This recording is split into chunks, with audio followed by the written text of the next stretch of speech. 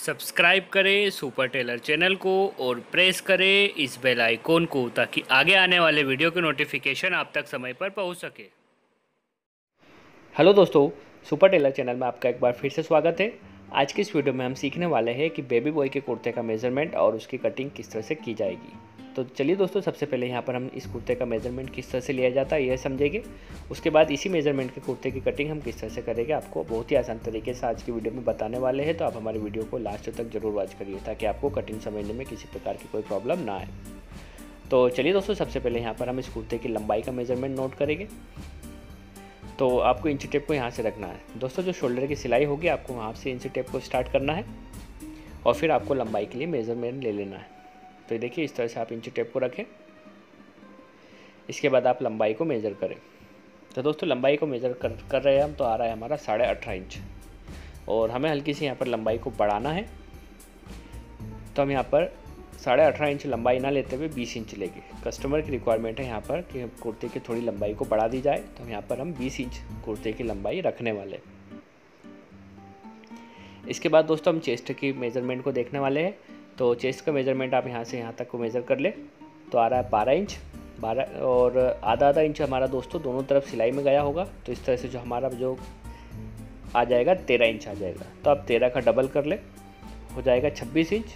और 4 इंच हमारे जो लूजिंग के लिए हम कटिंग करते वक्त बढ़ाते हैं उसे हम कम कर लेंगे। तो इस तरह से जो चेस्ट का मेज़रमेंट है दोस्तों 22 इंच आ रहा है। तो आप चेस्ट का जो मेज़रमेंट है 22 इंच नोट कर ले। इसके बाद दोस्तों शोल्डर का मेज़रमेंट हम मेज़र करने वाले। तो यहाँ से यहाँ तक आपको शोल्डर के लिए मेज़रमेंट ले लेना है।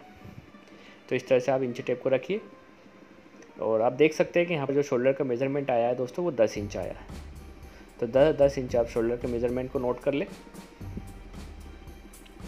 इसके बाद हम यहाँ पर आस्तीन मीन्स स्लीव की लंबाई का मेज़रमेंट लेंगे।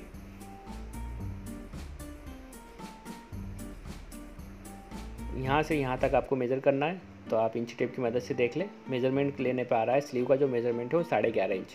तो दोस्तों इसमें भी हम आधा इंच बढ़ा लेंगे और जो आस्तीन की लंबाई का जो मेज़रमेंट लिखेंगे हम वो 12 इंच लिखेंगे। नीचे से हमें 4 इंच लूजिंग रखना है क्योंकि 3.5 इंच तो हमारा मेज़र करने पे आ रहा है और आधा इंच हमारा जो सिलाई मार्जिन अंदर गया है उसके लिए। इसके बाद दोस्तों हमारा लास्ट जो मेज़रमेंट है वो कॉलर का मेज़रमेंट है। तो आप कॉलर को इस तरह से रख लीजिए और गोलाई में आपको मेज़र करना है। तो देखिए, इस तरह से आप मेज़र कर ले तो आपका जो कॉलर का मेज़रमेंट आ रहा है वो 11 इंच आ रहा है। तो चलिए दोस्तों, इस तरह से हमारे जो कुर्ते का मेज़रमेंट हमने ले लिया है और इसे हमने एक पेज पर नोट कर लिया है। तो चलिए हम आपको बता देते हैं कि हमें हमारा मेज़रमेंट क्या क्या आया है। अब चलिए दोस्तों, जो हमने कुर्ते के मेज़रमेंट को कागज़ पर नोट किया है उसे हम आपको बता देते हैं। तो दोस्तों आपने मेज़रमेंट नोट किया होगा तो आपने देखा होगा कि जो लेंथ का मेज़रमेंट आया है वो 20 इंच आया है, शोल्डर का मेज़रमेंट 10 इंच आया है, स्लीव का मेज़रमेंट 12 इंच, चेस्ट का मेज़रमेंट 22 इंच और कॉलर का मेज़रमेंट 11 इंच आया है। तो चलिए दोस्तों, अब इस मेज़रमेंट के कुर्ते की कटिंग हम किस तरह से करेंगे आपको बहुत ही आसान तरीके से समझा देते हैं। तो आप हमारे वीडियो को लास्ट तक जरूर वॉच करिए। तो दोस्तों सबसे पहले जो कुर्ते में फ्रंट की कटिंग की जाती है, तो फ्रंट की कटिंग करने के लिए हमें कपड़े को इस तरह से फोल्ड करना होता है। तो चलिए दोस्तों, हम आपको बता देते हैं कि हमें कपड़े को कितना फोल्ड करना है। तो चेस्ट का मेज़रमेंट दोस्तों हमारा आया था 22 इंच, जिसका आपको 4 से डिवाइड कर लेना, मीन्स 4 से डिवाइड करेंगे तो जिसका 1/4 आएगा 5.5 इंच और 2 इंच हमें एक्स्ट्रा बढ़ा लेना है। तो 5.5 इंच में अगर आप 2 इंच बढ़ाएंगे तो हो जाएगा आपका 7.5 इंच। तो आपको 7.5 इंच कपड़े को इस तरह से फोल्ड करते हुए जमा लेना। तो इंची टेप की मदद से मेज़र कर लेते, थोड़ा ज़्यादा आ रहा है तो हम इसे कम करके बिल्कुल 7.5 इंच कपड़े को इस तरह से फोल्ड करते हुए जमाएंगे और फिर इसकी मार्किंग किस तरह से करेंगे हम आपको यह समझा देंगे। तो चलिए दोस्तों, यहाँ पर आप देख सकते हैं कोर को हटाते हुए हमारा 7.5 इंच हमने कपड़े को इस तरह से फोल्ड करते हुए जमा लिया है। नीचे से भी हम मेज़र कर लेंगे कि हमने बराबर कपड़े को फोल्ड किया या नहीं किया है। तो देखिए, हम नीचे से भी मेज़र करके देख लेते हैं 7.5 इंच आ रहा है। ये देखिए दोस्तों, हमारा कोर को हटाते हुए हमारा 7.5 इंच हमने कपड़े को बिल्कुल सही तरीके से जमा लिया। अब इसकी मार्किंग किस तरह से करेंगे चलिए हम समझ लेते हैं। तो सबसे पहले दोस्तों एक सीधे स्केल की मदद से आप एक मार्किंग ऊपर कर दीजिए ताकि जो भी आपको रेशेदार कपड़ा दिख रहा है वो कटिंग होने के बाद हट सके। तो देखिए, यहाँ पर हम सीधे स्केल की मदद से एक मार्किंग ऊपर कर रहे हैं। दोस्तों इस मार्किंग को करने के बाद यहाँ पर हम लंबाई के लिए मार्किंग करने वाले हैं। तो कुर्ते की लंबाई का मेज़रमेंट आपने देखा होगा 20 इंच आया था हमारा और 1 इंच हमें मार्जिन लेना है। आधा इंच हमारा दोनों तरफ सिलाई में जाएगा, ऊपर और नीचे। इस तरह से हम 20 इंच और में 1 इंच बढ़ाते हुए लंबाई के लिए 21 इंच पे मार्किंग कर देंगे। 20 इंच हमारा एक्चुअल लेंथ का मेज़रमेंट और 1 इंच मार्जिन लेते हुए हम यहाँ पर 21 इंच पे लंबाई के लिए मार्किंग कर देंगे। इसके बाद दोस्तों चेस्ट की मार्किंग करेंगे, मीन्स आर्म होल की मार्किंग करेंगे। तो चेस्ट का मेजरमेंट था 22 इंच, जिसका 1/4 करने पर आ जाएगा 5.5 इंच। तो यहाँ पर हम 5.5 इंच पे आर्म होल के लिए मार्किंग कर लेंगे। दोस्तों याद रखिए, हमें आस्तीन की कटिंग करते वक्त भी 5.5 इंच की मार्किंग की ज़रूरत होगी। तो आर्म होल की मार्किंग आप याद रखिए कि हमने 5.5 इंच पे की है। इसके बाद चलिए दोस्तों इन दोनों मार्किंगों को हम सीधे स्केल की मदद से फ्रंट के कपड़े पर कर लेते हैं। तो ये हमने सीधा स्केल ले लिया और इसे हम दोनों 5.5 इंच पे जो हमने आर्म होल की मार्किंग की है उसे भी फ्रंट के कपड़े पर हम इस तरह से सीधा कर लेते हैं और लंबाई की मार्किंग को भी। इसके बाद दोस्तों हम चेस्ट की मार्किंग करने वाले हैं। तो चेस्ट का 1/4 हमने करके देखा है, 5.5 इंच आ रहा है। तो आर्म होल की मार्किंग पे हम चेस्ट की मार्किंग करेंगे। तो देखिए 5.5 इंच पे यहाँ पर इस तरह से हम चेस्ट की मार्किंग कर लेंगे और फिर 1.5 इंच हम कुर्ते में लूजिंग लेंगे। ये देखिए हम 1.5 इंच कुर्ते में लूजिंग लेते हुए इस तरह से 7 इंच पे मार्किंग कर लेंगे। इसके बाद दोस्तों हम गले के लिए मार्किंग करेंगे। तो गले का छोटा बच्चा है, 11 इंच कॉलर है, तो आप यहाँ पर 1.25 इंच रखें। इसका कोई एक्चुअल फार्मूला नहीं है दोस्तों, बस आप याद रखिए कि हमें गले के लिए 1.25 इंच पे फ्रंट में मार्किंग करना है। तो देखिए यहाँ पर हम इस तरह से इंच टेप की मदद से 1.25 इंच मेज़र करते हुए गले के लिए मार्किंग कर लेंगे। और इसी तरीके से हमें डाउन में भी गले को 1.25 इंच ही डाउन करना और फिर गले के लिए मार्किंग कर देना इस तरह से। इसके बाद दोस्तों हम यहाँ पर शोल्डर की मार्किंग करेंगे। तो शोल्डर का मेज़रमेंट आपने देखा होगा 10 इंच आया था हमारा, और 10 इंच का अगर हाफ़ करेंगे तो आप देखेंगे 5 इंच आ रहा है, और 5 इंच हमारा सिलाई मार्जिन। तो इस तरह से हम 5.25 इंच यहाँ पर शोल्डर के लिए मार्किंग कर लेंगे और 1 इंच यहाँ पर शोल्डर को डाउन करते हुए मार्किंग करेंगे हम।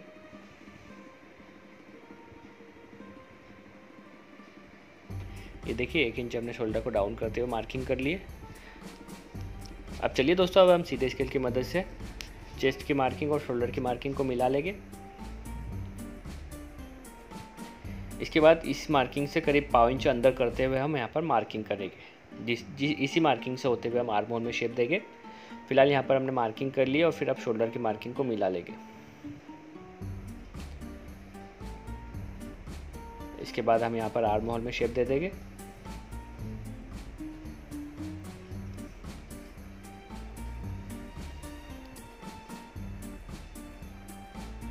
इस तरह से आपको आर्म होल में शेप देना है जिस तरह से हम आपको बता रहे हैं। इसके बाद दोस्तों जो हमने कपड़े को 7.5 इंच जमाया है, तो क्यों जमाया है? 5.5 इंच तो चेस्ट का 1/4, 1.5 इंच कुर्ते की लूजिंग और एक आधा इंच हमें दामन में बढ़ाना होता है। तो नीचे तो हम 7 इंच पे इस तरह से मार्किंग कर लेंगे जिस तरह से हमने चेस्ट के लिए की है, और आधा इंच बढ़ाते हुए 7.5 इंच हम एक और मार्किंग करेंगे। ये देखिए 7 इंच पे हमने कर लिया और आधा इंच यहाँ पर हम दामन को बढ़ाने वाले हैं। तो इस तरह से हम 7.5 इंच पे दामन में मार्किंग कर लेंगे। अब सीधे स्केल की मदद से हम इस मार्किंग को मिलाएंगे जो हमने 7 इंच पे की है। ये देखिए जो हमने 7 इंच पे की है उस मार्किंग को मिला लेंगे। इसके बाद हम राउंड स्केल को लेंगे और इस तरह से एडजस्ट करेंगे कि ऊपर की 7 इंच वाली मार्किंग और नीचे से 7.5 इंच पे जो हमने मार्किंग की है उसे हम राउंड स्केल की मदद से मिलाएंगे। स्केल को इस तरह से ही रखना है कि दोनों मार्किंग मिल जाए और फिर आप ऊपर से नीचे तक इस मार्किंग को कर लें। तो देखिए दोस्तों इस तरह से जो हमारी नीचे की मार्किंग वो कंप्लीट हो गई है। अब जो हमें गले में गोलाई में देना है और कटिंग करना है, तो इस तरह से हम गले में चलिए गोलाई दे देते हैं और गोलाई देने के बाद यहाँ पर हमारी जो फ्रंट की मार्किंग वो कंप्लीट हो जाएगी।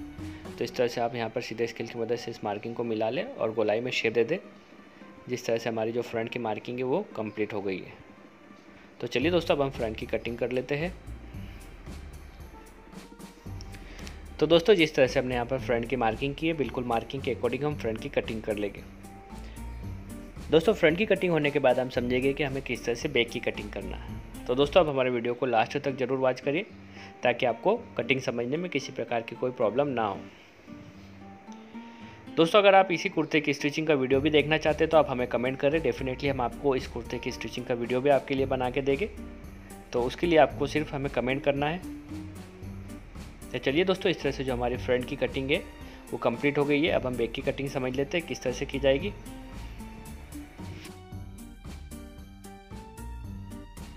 अब चलिए दोस्तों फ्रंट की कटिंग होने के बाद जो साइड वाला कपड़ा है वहीं से हम बैक की कटिंग भी करने वाले हैं। तो बैक की कटिंग करने के लिए आप कपड़े को 7.5 इंच जमा लें, क्योंकि आपको पता होगा कि जो हमारी जो कुर्ते में फ्रंट और बैक की जो चौड़ाई रहती है वो बिल्कुल बराबर ली जाती है। तो जिस तरह से हमने यहाँ पर फ्रंट के लिए 7.5 इंच कपड़े को फोल्ड करते हुए जमाया था, बिल्कुल एज इट इज़ आप बैक की कटिंग करने के लिए भी कपड़े को 7.5 इंच फोल्ड करते हुए जमा लें। एक बात याद रखने वाली है दोस्तों कि हमें कुर्ते में एक्स्ट्रा से शोल्डर की कटिंग नहीं करते, हमें बैक के साथ ही शोल्डर की कटिंग करना होती है। तो इसके लिए हम यहाँ पर बैक को फ्रंट से 2 इंच एक्स्ट्रा कटिंग करने वाले हैं। तो सबसे पहले यहाँ पर आप सीधे स्केल की मदद से एक मार्किंग कर ले इस तरह से, ताकि जो भी रेशेदार कपड़ा है वो कटिंग होने के बाद हट सके। इसके बाद दोस्तों 2 इंच नीचे आप एक मार्किंग करें, इतनी हमें बैक को एक्स्ट्रा कटिंग करना है फ्रंट से। तो अब 2 इंच नीचे से आप फ्रंट को यहाँ से जमा लें, जिससे जो हमारी बैक की लंबाई है वो फ्रंट से 2 इंच एक्स्ट्रा हो जाएगी। ये देखिए हमने 2 इंच नीचे से फ्रंट को जमा लिया है। इसके बाद दोस्तों जहाँ से हमने शोल्डर को डाउन किया था 1 इंच, वहाँ से भी आप 2 इंच मेज़र कर ले और यहाँ पर 2 इंच पे आप मार्किंग कर दें। ये देखिए इस तरह से आप 2 इंच मेज़र कर ले। इसके बाद दोस्तों जो हमने फ्रंट में 1.25 इंच गले के लिए रखा था, तो हम यहाँ पर बैक में 2 इंच गले के लिए मार्किंग करने वाले हैं और गले को हमें बैक में 1 इंच ही डाउन करना होता। तो 1 इंच हमने गले को डाउन करते हुए मार्किंग कर लिए।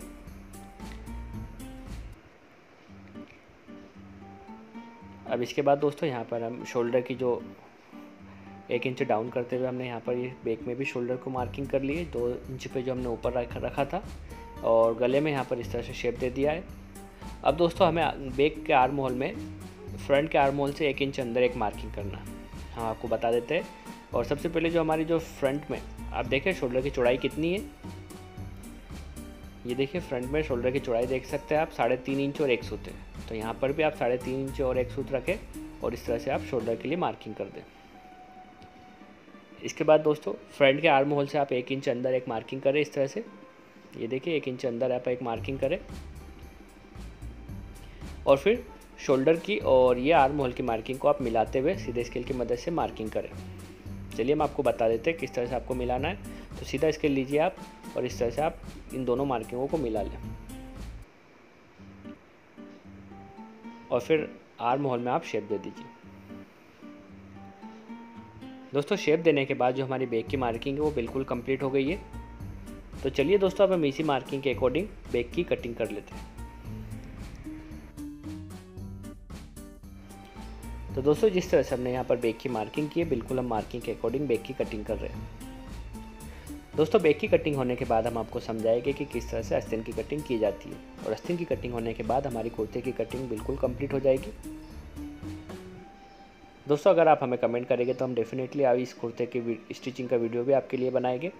और अगर आप हमारे यूट्यूब चैनल पर नए हो या आपने अब तक हमारे चैनल को सब्सक्राइब ना किया हो, तो प्लीज़ आप हमारे चैनल को सब्सक्राइब करें और पास में जो बेल आइकन है उसे प्रेस करें, ताकि आगे आने वाले सभी वीडियो के नोटिफिकेशन आप तक समय पर पहुंच सके। तो दोस्तों इस तरह से आप देख सकते हैं कि हमारी जो बैक की कटिंग है कंप्लीट हो गई है। अब चलिए हम 6 इंच ऊपर हम इस तरह से चौक के लिए मार्किंग कर देंगे। यहाँ से हमें चौक के लिए कट लगा देना है। अब चलिए दोस्तों आस्तीन की कटिंग करने के लिए आप कपड़े को इस तरह से, ये 2 आस्तीनों की कटिंग हम साथ में करने वाले, तो इस तरह से हमने कपड़े को डबल कर लिया और आस्तीन की कटिंग करने के लिए कपड़े को इस तरह से फोल्ड करते हुए जमा लिया। दोस्तों जिस तरह से हमने याद किया था कि फ्रंट में हमने 5.5 इंच पे आर्म होल की मार्किंग की है, तो हमें ऊपर से इस तरह से 5.5 इंच कपड़े को फोल्ड करते हुए जमा लेना। आपको दोनों कपड़े को बिल्कुल बराबर फोल्ड करना है, कहीं से कम ज़्यादा नहीं होना चाहिए। तो इस तरह से आप बिल्कुल अच्छी तरीके से कपड़े को जमा लें, उसके बाद ही आप आस्तीन की कटिंग करें। तो चलिए दोस्तों यहाँ पर हमने इस तरह से कपड़े को जमा लिया है, दोनों कपड़ों को बिल्कुल बराबर कर लिया हमने। अब चलिए हमें आस्तीन की मार्किंग किस तरह से करना है तो हम आपको बता देते हैं। तो जिस तरह से हमने कपड़े को साइड से तिरछा करते हुए मार्किंग की है, तो सीधे स्केल की मदद से हम ऊपर एक मार्किंग कर लेंगे इस तरह से। इसके बाद दोस्तों हम लंबाई के लिए मार्किंग करने वाले हैं। तो लंबाई की मार्किंग आपको याद होगी, हमने जो 12 इंच आस्तीन की लंबाई का मेजरमेंट लिया था, तो ऊपर से आप आधा इंच सिलाई के लिए छोड़ते हुए, ये देखिए आप ऊपर से आधा इंच सिलाई के लिए छोड़ दें और फिर 12 इंच आप लंबाई के लिए मार्किंग कर दें। आधा इंच हमने सिलाई के लिए छोड़ दिया है और फिर 12 इंच आप आस्तीन की लंबाई के लिए मार्किंग कर दें और 1 इंच नीचे आस्तीन को फोल्ड करने के लिए एक्स्ट्रा आप मार्किंग कर दें। ये देखिए 13 इंच पे हमने मार्किंग कर ली है, जो आस्तीन की लंबाई के लिए मार्किंग है, और फिर इसे भी इस तरह से यहाँ पर मार्किंग कर लें। और नीचे हमने मेजरमेंट लेते देखा था कि हमें 4 इंच यहाँ पर लूजिंग लेना है, क्योंकि आस्तीन की जो लूजिंग थी नीचे से 3.5 इंच थी और आधा इंच सिलाई मार्जिन, तो इस तरह से यहाँ पर हम 4 इंच पे मार्किंग कर लेंगे। ऊपर से हमें 5.5 इंच पे मार्किंग करना है, जो हमने आर्म होल की मार्किंग की थी उसी के हिसाब से यहाँ पर मार्किंग की जाती है। तो 5.5 इंच पे यहाँ पर आप मार्किंग कर ले और सीधे स्केल की मदद से इस मार्किंग को मिला ले आप। ये देखिए इस तरह से। इसके बाद दोस्तों हमें 2 इंच का यहाँ पर राउंड लेना है आस्तीन में। तो इस तरह से आप मार्किंग करने के बाद 2 इंच यहाँ पर इंची टेप की मदद से मेज़र कर ले और 2 इंच डाउन में एक मार्किंग कर ले। इसके बाद यहाँ पर आप शेप दे दें। किस तरह से हम आस्तीन की कटिंग करने के लिए शेप देना होता है। तो देखिए इस तरह से यहाँ पर आप शेप दे दें और इसी शेप के अकॉर्डिंग यहाँ पर आप आस्तीन की कटिंग कर लें।